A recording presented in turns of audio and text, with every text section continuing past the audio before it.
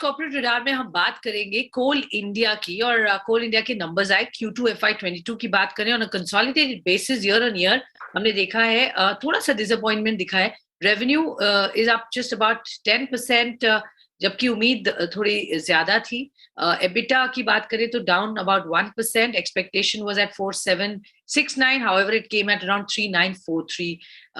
अगर मार्जिन की बात करें तो 17% आए, expectation again was close to about 20%। So थोड़ा सा डिसअपॉइंटमेंट आया है, बट आगे क्या ग्रोथ प्लान्स हैं, क्या ट्रिगर्स रहेंगे? कंपनी के टॉप मैनेजमेंट इस वक्त हमारे साथ शो में जुड़ रहे हैं। सर बहुत बहुत शुक्रिया हमारे साथ शो में जुड़ने के लिए। सबसे पहले मैं आपसे आपके नंबर्स पर जानना चाहूंगी, क्या प्रक्रिया है, कैसे देखते हैं नंबर्स को, और आगे क्या आउटलुक रहेगा in terms of growth prospects? देखिए, हमारे डिस्पैच काफी ज्यादा अच्छे थे। अगर अक्टूबर तक देखें तो पिछले साल की तुलना में 10 से 12% ग्रोथ था। अगर 19-20 जो कि नॉर्मल ईयर था उससे भी ग्रोथ देखें तो 20% डिस्पैच ज्यादा था। प्रोडक्शन भी हमारा ज्यादा रहा है, लेकिन प्रॉफिटेबिलिटी और एबिटा वगैरह थोड़े से मतलब अपेक्षा से कम है। इसके दो कारण हैं। पहला तो हमारे खर्चे काफी बढ़ गए। डीजल प्राइस काफी ज्यादा बढ़ने से हम लोगों पर लगभग 1300 करोड़ रुपए का प्रभाव पूरे 6 महीने में पड़ा। इसके अतिरिक्त लेबर वेजेस थोड़े से बढ़ गए क्योंकि हम लोगों को कुछ प्रोविजनिंग करनी पड़ी, जिसका प्रभाव लगभग 1000 करोड़ पड़ा। एक्सप्लोसिव्स के दाम काफी बढ़ गए तो हम लोगों को एक्सप्लोसिव्स में भी अमोनियम नाइट्रेट का मार्केट काफी ज्यादा टाइट होने से एक्सप्लोसिव्स पर भी काफी ज्यादा व्यय करना पड़ा, और लगातार थोड़ा बहुत व्यय बढ़ता जा रहा है, जबकि हमारे कीमत जो है पिछले 4 साल से कांस्टेंट रही है। दूसरी तरफ पिछले फर्स्ट क्वार्टर हाफ में यद्यपि हम लोगों का डिस्पैच ज्यादा रहा है, लेकिन डिस्पैच जो ज्यादा रहा है उसमें अधिकांश डिस्पैच पावर सेक्टर को हुआ है। अगर पावर सेक्टर का ग्रोथ देखें तो लगभग 22% था, और पावर सेक्टर में प्रॉफिटेबिलिटी काफी कम होती है। वस्तुतः पावर सेक्टर में आज के दिन प्रॉफिट काफी मतलब लगभग नगण्य सी है। ऐसी स्थिति में हमारा एबिटा मार्जिन प्रभावित होना स्वाभाविक था, लेकिन आने वाले महीने में मुझे पूरी उम्मीद है कि हमारा डिस्पैच और ज्यादा बढ़ेगा और हम लोग नॉन पावर सेक्टर को भी उसकी उम्मीद के अनुसार कोयला दे पाएंगे, जहां पर हम लोगों को प्रॉफिटेबिलिटी मिलती है। दूसरा, ई ऑक्शन में भी कोयले की डिमांड काफी ज्यादा बढ़ गई है, और वर्ष के शुरुआत में जहां पर मार्जिन बहुत कम था, अब लगभग 50% से ज्यादा मिल रहा है, और ये आने वाले 5 महीने में कंटिन्यू रहेगा। ऐसी स्थिति में मुझे पूरी उम्मीद है कि हमारी प्रॉफिट बढ़ेगी। और दूसरी तरफ से कोल के प्राइस बढ़ाने की बात चल रही, कब और कितना बढ़ेगा ये कहना तत्काल संभव नहीं है, लेकिन मुझे पूरी उम्मीद है कि आने वाले थोड़े ही समय में ये बढ़ जाएगा। ऐसी स्थिति में मुझे एबिटा मार्जिन या प्रॉफिटेबिलिटी का कोई भी आंकड़ा पिछले साल से कम होगा ऐसा लगता नहीं है। तो आपने समझाया क्यों नंबर्स में थोड़ी सी जो हमें एक डिसअपॉइंटमेंट मिली, स्पेशली प्रॉफिटेबिलिटी को लेकर या मार्जिन्स को लेकर, वो क्यों रही और आगे किस तरीके का वहां आउटलुक है। बट सर, आपने जो बात कही, इनफैक्ट वो मेरा अगला सवाल ही था, प्राइस हाइक, क्योंकि बहुत सारी बातें हो चुकी है, स्ट्रीट एक्सपेक्ट कर रही है प्राइस हाइक आना। आपने कहा बिल्कुल आएगी, बहुत जल्द आएगी। क्या क्वांटम होगा सर, और थोड़ा सा एक अंदाजा दे दें, अगर हमें बैंड दे दें कितना बढ़ेगा, क्या वो पूरा कवर अप कर लेगा या आपको एक एक स्टैगर्ड वे में प्राइस हाइक्स अप्रोच लेनी पड़ेगी? देखिए, अगर पिछले 4 साल से हमारी प्राइस नहीं बढ़ी है और पिछले 4 साल में इन्फ्लेशन जो है लगभग 20% से ज्यादा बढ़ा है, ऐसी स्थिति में ये उम्मीद करना कि पूरा 20% बढ़ जाएगा थोड़ा सा डिफिकल्ट है। लेकिन और नहीं उसका उतना ज्यादा प्रभाव हम लोगों पर पड़ता है, क्योंकि हर एक चीज का प्रभाव अलग अलग पड़ता है किसी भी इंडस्ट्री पर। लेकिन कितना बढ़ेगा और कब बढ़ेगा इसका कोई कमिटमेंट देना मेरे लिए संभव इसलिए नहीं हो पाता है कि इसके कोल सेक्टर में काफी ज्यादा स्टेक होल्डर्स होते हैं और सारे रेगुलेटेड सेक्टर्स हैं, और इन सब का प्रभाव इकोनॉमी पर व्यापक पड़ता है। इसलिए इन सबको ऑन बोर्ड लाना पड़ता है और उसकी चर्चाएं चल रही हैं, लेकिन मुझे पूरी उम्मीद है कि शीघ्र ही इस पर एग्रीमेंट आ जाएगा और प्राइस हाइक देखने को मिलेगी। श्योर, प्राइस हाइक आएगी, ठीक ठाक आएगी। पूरी 20% तो डेफिनेटली यहाँ पर बात नहीं बनती, बट 5-7-10% सर इतना हो पाएगा? आपको क्या मेरे लिए बहुत डिफिकल्ट है कि कितना परसेंट होगा, क्या होगा, क्योंकि मैं अकेला निर्णय लेने वाला नहीं हूँ, कई लोग मिलकर निर्णय लेते हैं। ओके, बट ये जल्द आएगी सर? इसी मतलब दिसंबर के महीने में आने की उम्मीद है सर? कोई भी टाइमलाइन देना भी संभव नहीं होता है। Okay, sure sir. चलिए एक बार अपडेट ले लेते हैं, सप्लाई साइड इश्यूज जो पावर कंपनीज फेस कर रही हैं, अब सिचुएशन कैसी है, क्या स्थिति दिख रही है सर? देखिए, यद्यपि पावर की डिमांड देश में काफी बढ़ी है, दूसरी तरफ से इंपोर्टेड कोल पर जो पावर प्लांट्स थे उन लोगों का जनरेशन काफी कम हो गया है। यदि उनका प्रभाव देखें तो सितंबर एंड तक लगभग 16 मिलियन टन का प्रभाव, अक्टूबर एंड तक 16 मिलियन टन का प्रभाव कोल इंडिया पर पड़ा, उसके कारण क्योंकि इंपोर्टेड कोल कम हो गया तो उसकी डिमांड पूरी की पूरी डोमेस्टिक कोल से पूरी करनी पड़ी। इसके अतिरिक्त भी अक्टूबर नवंबर में पुनः फिर वही स्थिति देखने को मिली और मुझे उम्मीद है कि लगभग ये स्थिति आने वाले महीनों में कंटिन्यू रहेगी। लेकिन इस बीच जो पावर प्लांट पर स्टॉक 7 मिलियन तक पहुंच गया था वो अब तक 17 मिलियन टन पहुंच गया है। और नवंबर माह में या अक्टूबर माह में जितना हम लोगों ने सप्लाई किया है कोयला, वो शायद इन 2 माहों में आज तक का हाईएस्ट कोल सप्लाई किया है, हाईएस्ट कोल प्रोडक्शन किया है। और जो स्टॉक इंक्रीज भी नवंबर माह में हुआ है वो शायद संभवतः मुझे लगता है कि किसी भी नवंबर माह में इतना ज्यादा कोल स्टॉक कभी भी इंक्रीज नहीं हुआ होगा। आज के दिन 17 मिलियन टन है और आज के दिन कोयला कंफर्टेबल स्थिति में और ये स्टॉक लगातार बढ़ता जाएगा। हमारा टारगेट है कि मार्च एंड तक लगभग 40 million ton coal stock power houses में रहे, ताकि जिस प्रकार की कठिनाई इस साल देखने को आई वो पुनः नहीं देखने को। Okay, sure. तो साल के अंत तक एक टारगेट आपने सेट किया है। ई ऑक्शन प्रीमियम पर अगर हमें बताएं किस तरीके की ग्रोथ देख रहे हैं compare to pre pandemic level sir?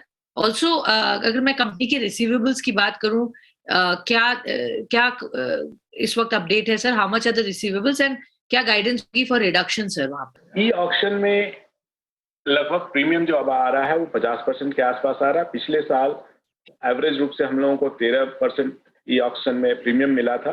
Dispatch e auction में भी देखें तो पिछले साल लगभग 64 मिलियन टन किए थे, जो कि बढ़कर इस समय 68 मिलियन टन हो गया अक्टूबर एंड तक, और ये लगातार बढ़ता जाएगा। पिछले साल हम लोगों ने लगभग 94 मिलियन टन कोयला ई ऑक्शन में दिया था, जिसको बढ़ाकर इस साल हमारा टारगेट है कि हम लोग 100 मिलियन टन तक कोयला ई ऑक्शन में प्रदान करें। सर मैं जानना चाह रही थी आपका रिसीवेबल्स कैसे हैं और क्या गाइडेंस के बारे में वर्ष के शुरुआत में हम लोगों का मतलब मार्च एंड में 19,600 या 19,000 के आसपास, 19,000 करोड़ के आसपास हमारा रिसीवेबल्स था, जो अक्टूबर माह के अंत तक घटकर 12,000 करोड़ हो गया है।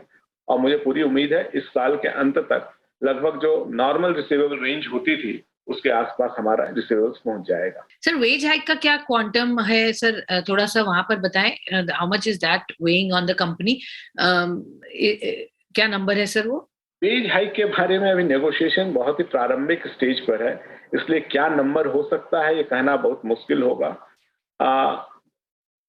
और ये अभी थोड़ा समय लगेगा इसको नेगोशिएशन में, क्योंकि कभी भी पहले 1.5 साल से कम में नेगोशिएशन हुआ नहीं है। अभी तो मुझे नहीं लगता है कि इसके बारे में कुछ भी कहना उचित होगा। सर 2 चीज है, मैं ये जानना चाहूंगी। पहले तो of course Coal India world की सबसे बिगेस्ट कोल माइनर है, तभी भी हम इंपोर्ट करते एक सिग्निफिकेंट अमाउंट ऑफ कोल। कैसे कंपनी इंपोर्ट्स कम करने की तरफ चेष्टा करेगी? आई नो गवर्नमेंट ने भी बार बार कहा है कि हम आत्मनिर्भर बने, इंपोर्ट्स कम से कम करें, तो कैसे आप उसको पूरा करेंगे और कब तक आपको लगता है कि हम पूरी तरह इंपोर्ट यहाँ पर कम कर सकते हैं, since we mine quite a bit on our own? Also इसी के साथ एक सवाल सर, एक काफी पेसिमिज्म है अगर हम देखें sustainability of companies into fossil fuels, वहां पर आप कैसे इंश्योर करते हैं लॉन्ग टर्म बिजनेस की वायबिलिटी और सस्टेनेबिलिटी?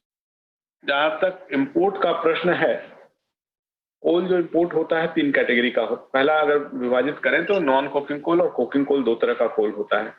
कोकिंग कोल की क्वांटिटी और क्वालिटी जो देश में उपलब्ध है वो स्टील सेक्टर के लिए पर्याप्त नहीं है और स्टील सेक्टर को लगातार इंपोर्ट करता ही रहना पड़ेगा। इस साल लगभग 70 मिलियन टन इंपोर्ट होगा और ये लगातार जैसे जैसे स्टील प्रोडक्शन बढ़ेगा इसमें वृद्धि ही होगी। अगर इसमें उम्मीद करना कि इसमें कोल इंडिया उसको रिप्लेस कर पाएगा, मुझे नहीं लगता है कि कभी भी संभव होगा। इसमें ब्लेंडिंग पर्पस के लिए जरूर हम लोग थोड़ी क्वांटिटी बढ़ा सकते हैं, लेकिन गोइंग बियॉन्ड दैट संभव नहीं होगा। भारत में जो कोल की क्वालिटी उपलब्ध है वो एवरेज स्तर की है, वो अच्छी क्वालिटी नहीं है। इसलिए जिन इंडस्ट्रीज को अच्छी क्वालिटी का कोयला, बिटुमिनस कोयला, एंथ्रासाइट कोयला ये सब लगता है, वो भी हम लोग रिप्लेस नहीं कर पाएंगे। और कोस्टल पावर प्लांट्स जो कि हाई ग्रेड कोल पर आधारित हैं, उनको भी रिप्लेस करना कोल इंडिया के लिए संभव नहीं होगा। बेसिकली कोल इंडिया के पास जो कोयला है वो G9 से G12 कैटेगरी का है और इस साल उसके इंपोर्ट में पिछले साल जो कि एक कोविड अफेक्टेड ईयर था, जिसमें कि काफी ज्यादा इंपोर्ट पर काफी ज्यादा प्रतिबंध लगा था, इस साल भी कोविड जरूर था, लेकिन इंडस्ट्री और सिस्टम्स लगातार चलते रहे, इसलिए कोल की डिमांड में पिछले साल की तुलना में काफी ज्यादा वृद्धि हुई।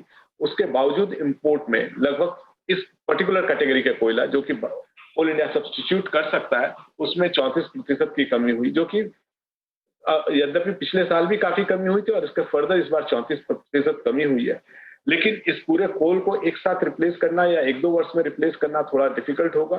मुझे पूरी उम्मीद है कि 23-24 तक जो भी सब्स्टिट्यूटेबल कोल है वो हम लोग रिप्लेस कर पाएंगे और उसकी पूर्ति इंडिजिनस कोल से हो पाएगी। एंड सर, सस्टेनेबिलिटी की जो बात हमेशा उठाई जाती है, फॉसिल फ्यूल कंपनीज आगे इन्वायरमेंट को लेकर इस तरह से क्लीन एनर्जी की तरफ फोकस है, उसको आप कैसे देखते हैं for the long term perspective of the company?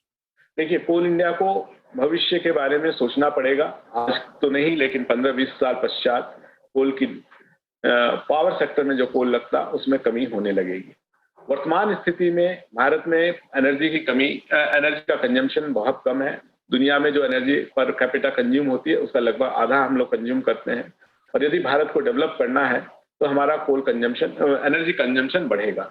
Energy consumption बढ़ेगा तो एनर्जी बास्केट बड़ा हो जाएगा। उसमें हो सकता है कि कोल का परसेंटेज थोड़ा सा कम हो जाए, यद्यपि ये परसेंटेज पिछले 3-4 साल में कम नहीं हुआ, इस वर्ष तो थोड़ा बढ़ ही जाएगा।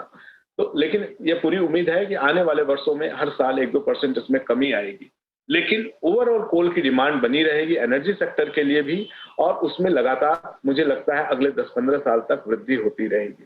दूसरी तरफ नॉन एनर्जी सेक्टर में जो कोयला लगता है, जो कि भारत डेवलप करेगा, इसकी स्टील की रिक्वायरमेंट बढ़ेगी, अन्य चीजों की रिक्वायरमेंट, स्टील, सीमेंट सबकी रिक्वायरमेंट बढ़ेगी, तो ऐसी स्थिति में वहां पर भी कोयला की आवश्यकता बढ़ती रहेगी। मुझे नहीं लगता है कि अगले 10-15 साल में कोयले की डिमांड में किसी प्रकार की कमी होने वाली है। ओके, 10-15 साल में नहीं होगी जैसा आप बता रहे हैं, बट सर आगे के लिए सोचना जरूरी है, और सरकार ने भी आपको कहा है, कंपनी को कहा है इन्वेस्ट करें इलेक्ट्रिक व्हीकल्स में। क्या अपडेट है ईवी को लेकर या रेन्यूएबल एनर्जी को लेकर? क्या आपने उस पर कुछ विचार शुरू किया, कुछ काम शुरू किया है? क्या थॉट प्रोसेस है सर? देखिए, कोल इंडिया काफी सारे सेक्टर्स एक्टिवली सोच रहा है कहां पर इन्वेस्ट किया जाए, लेकिन इन्वेस्ट करने के पहले उसकी चर्चा, उस पर एनालिसिस करना जरूरी होता है। एक सेक्टर जो पावर जनरेशन है, सोलर पावर जनरेशन, उसमें हम लोग इन्वेस्ट लगातार बढ़ाते जाएंगे, और हमारा टारगेट है कि 23-24 तक लगभग 3000 मेगावाट एनर्जी, सोलर एनर्जी की कैपेसिटी हम लोग क्रिएट कर लें। इसके अतिरिक्त अन्य कोई माइनिंग का स्कोप आता है जहां पर माइनिंग क्षेत्र में हम लोग अग्रसर हो सकते हैं, तो वहां पर भी हम लोग अग्रसर होने की कोशिश करेंगे। एल्यूमिनियम सेक्टर के प्रति भी हम लोग एक्सप्लोर कर रहे हैं, लेकिन एक्सप्लोर करके तुरंत सफलता नहीं मिल पा रही है। कहीं पर हम लोगों को ऐसा ऑप्शन नहीं दिखा है जो काफी प्रॉफिटेबल हो, लेकिन भविष्य में हम लोग लगातार इसके लिए प्रयास करते रहेंगे। Okay, all right sir, mister Pramod Agarwal, thank you very much.